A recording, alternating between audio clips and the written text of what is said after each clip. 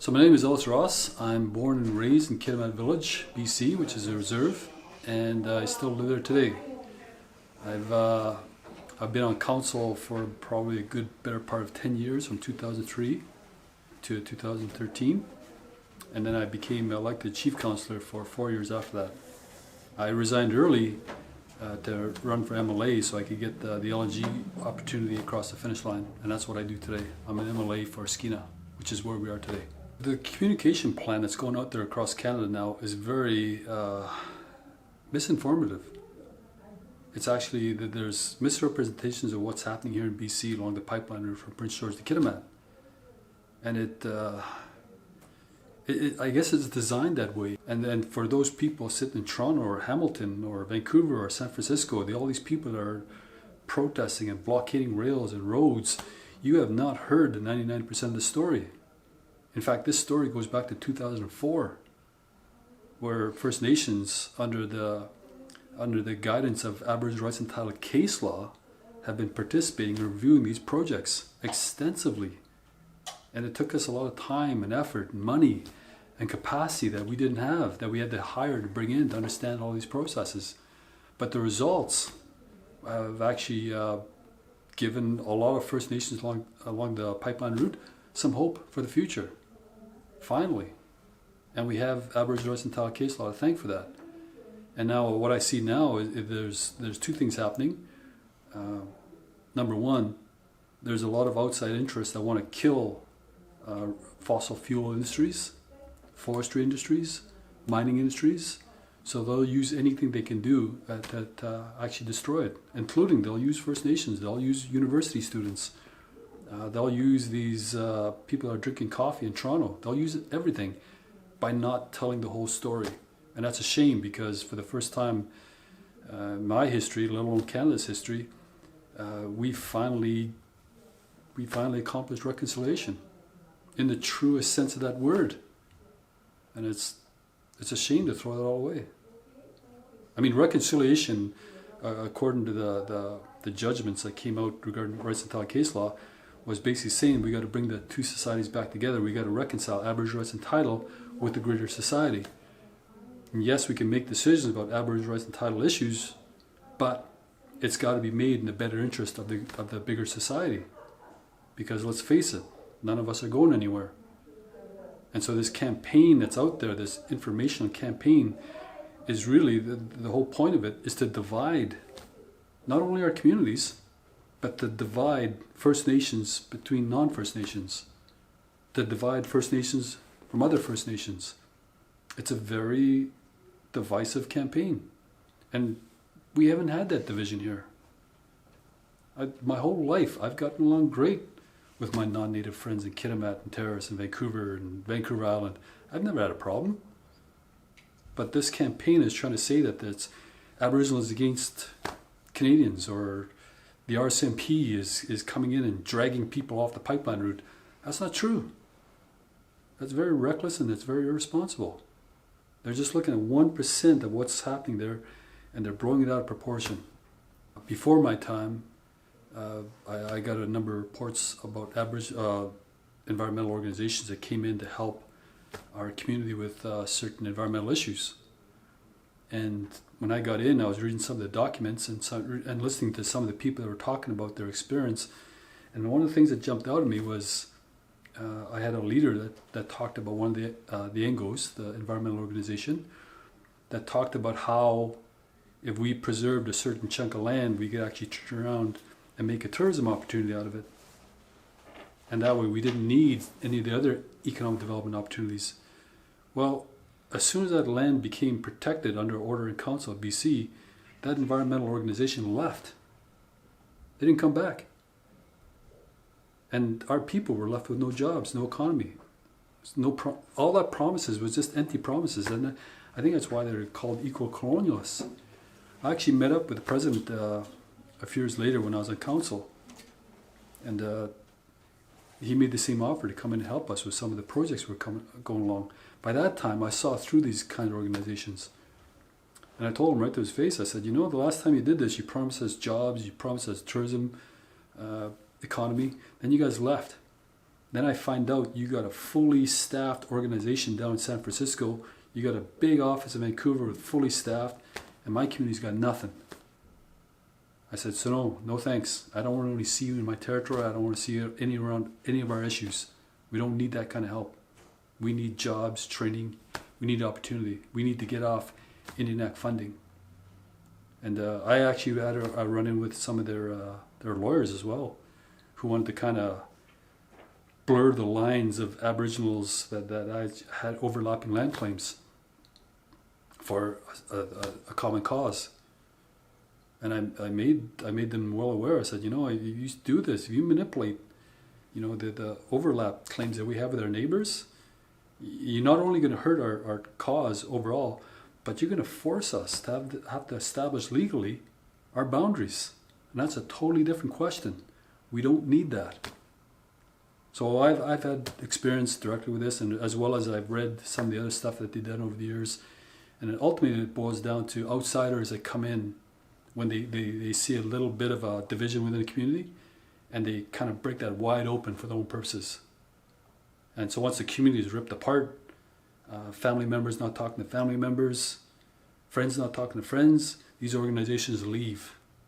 And they leave us to pick up the pieces, which takes years. My community is still recovering from the last time it happened to this. Like literally, brothers sitting across a table at a dinner, not talking to each other. I'd go up to play basketball in my gym there, and half my team wouldn't talk to the other half of the team. This is what these organizations do to small communities. But I think the community finally understood what had happened to our community in terms of the divide. I think they understood that we were used by outsiders. And so it's taken probably this long for my community to recover, where we're all talking again, we're all happy again. But it was one of the most horrible times of my life. In fact, when the court decision came down for the libel case, the judge said it wasn't about hereditary system versus elected. This was a political stunt to smear elected officials. It was just a crazy time. There was even a contract by these people inside the community. They were encouraged to hire 200 Gurkha soldiers to bring into my community to keep the peace.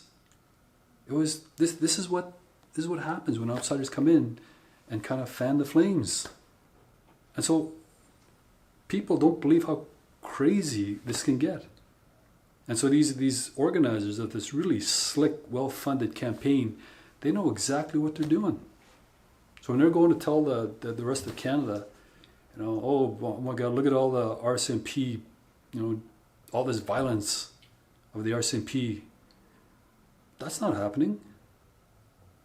That is happening on one part of the pipeline route within the Wet'suwet'en territory. And they're not even explaining that very well either. The rest of the communities know full well what LNG is all about. They were briefed, they were consulted, they signed on to it. They're already taking training courses, they're already getting employment. But these outsiders that are good at raising money and good at spending that money, it's probably well over $500,000 now, they know how to use that money. And they know how to manipulate the media. They know how to do it well. You see all these major media outlets that are reporting this, and they're not telling the whole story. They're just telling one specific story that these manipulators want them to hear. It's pretty sad, because you're basically setting reconciliation back 20 years, 30 years. Read a report about Aboriginal issues in Canada. We make up the biggest population in prison, the biggest population of kids going into care, the highest suicide rates, the highest unemployed people in Canada. I can probably tell you 50 stories about the social issues that affected my family and friends.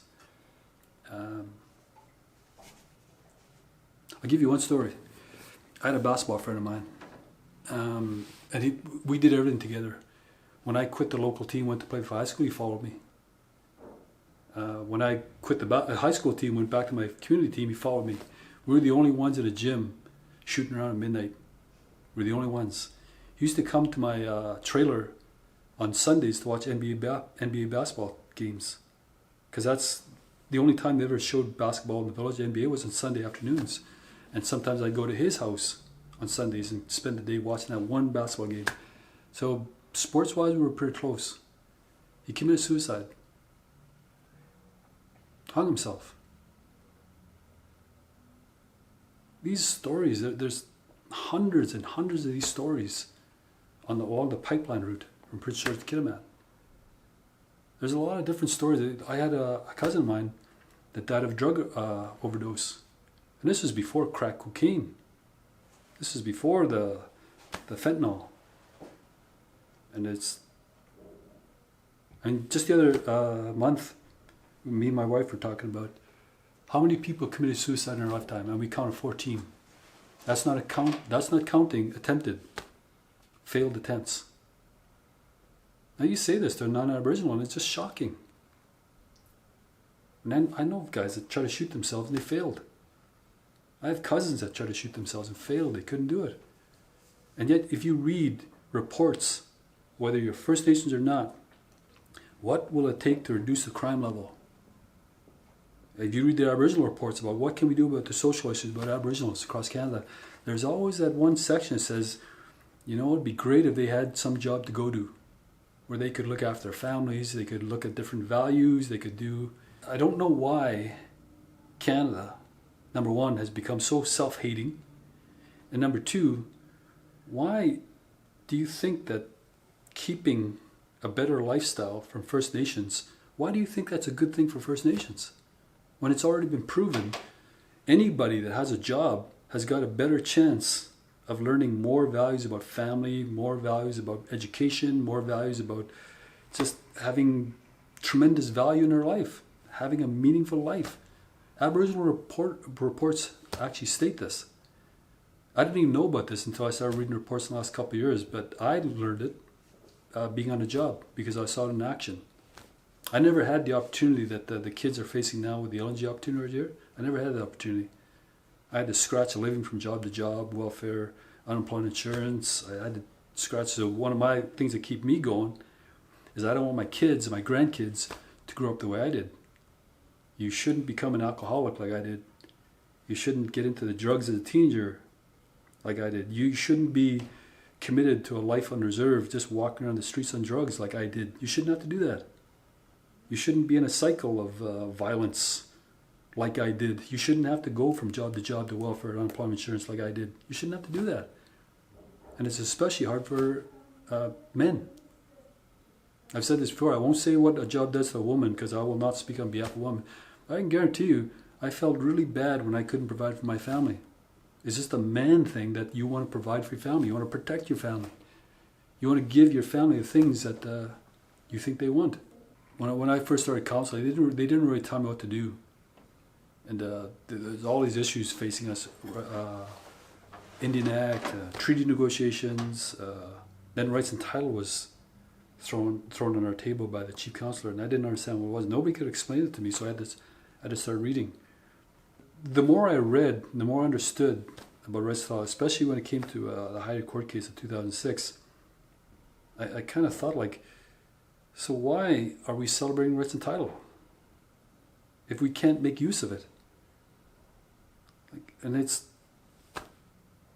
like I got rights and title right now. What good does it do if I'm on welfare, if I want to go commit suicide, or if my kids are going into government care? What good is it? It doesn't even mean anything. It's useless.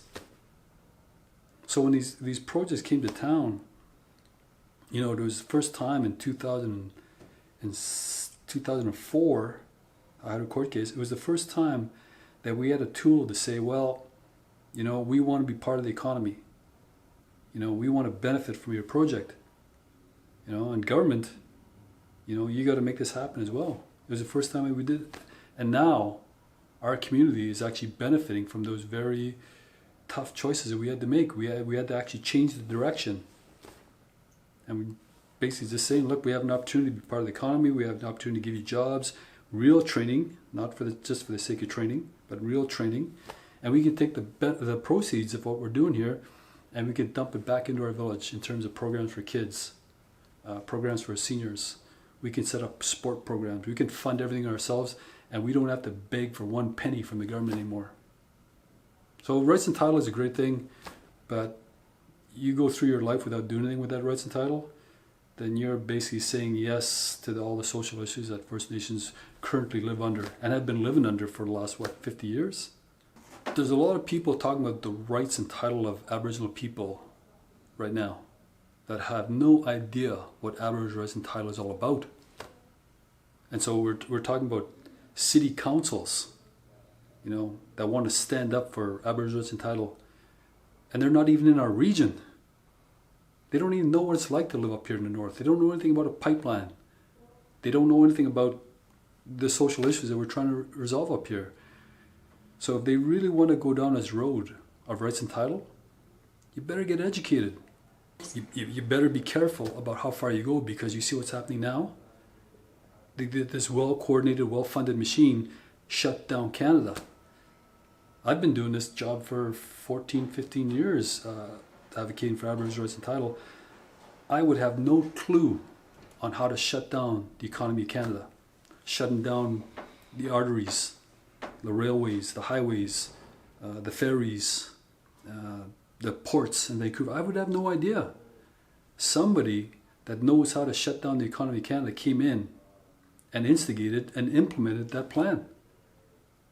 So to all you politicians and all those people, be careful how you play politics with Aboriginal rights and title, because it can go astray, and that's what we're seeing right now.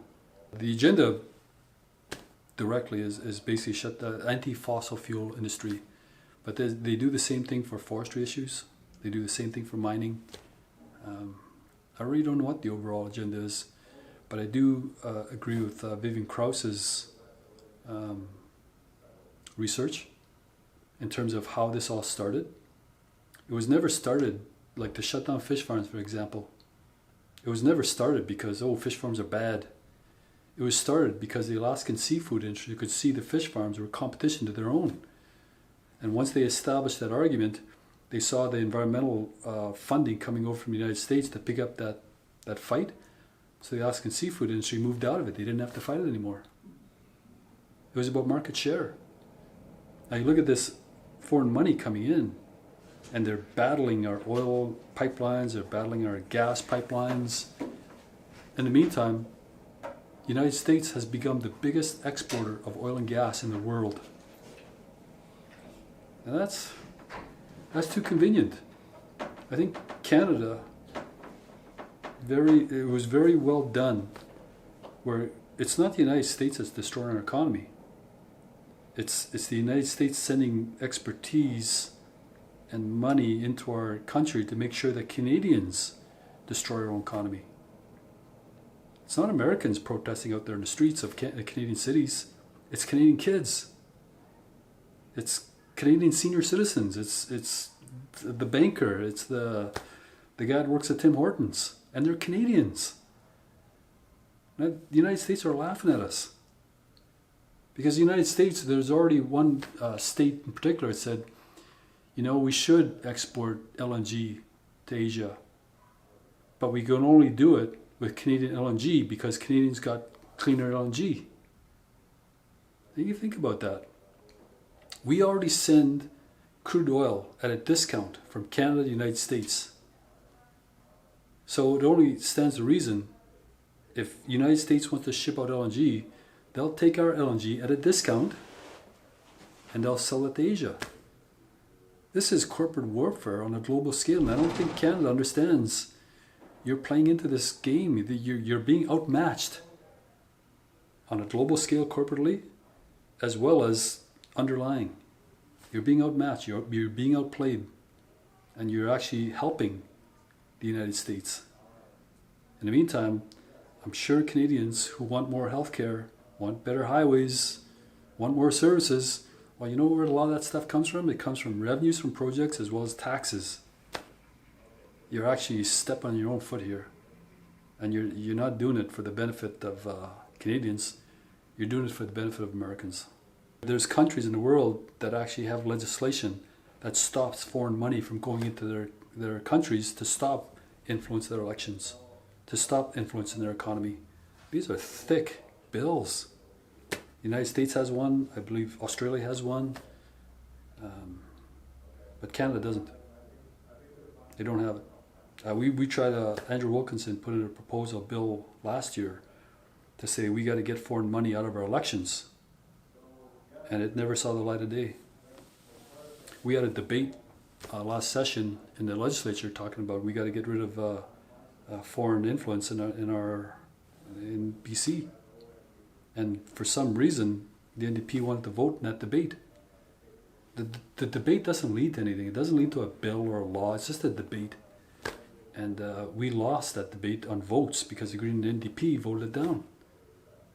And it was just a debate. It didn't mean anything official. And everyone's talking about getting big money out of elections and all that stuff, but nobody wants to talk about getting foreign money out of our elections and out of our economy. Stop with this propaganda machine to convince Canadians that Canadians are bad and evil people. There's no legislation for that. And so I think what's going to happen here now is if these people that see that Canada is not willing to deal with this propaganda machine, they're just going to get braver and braver. They're not going to stop. Why would they stop? There's nobody stop them. I think that's it for me.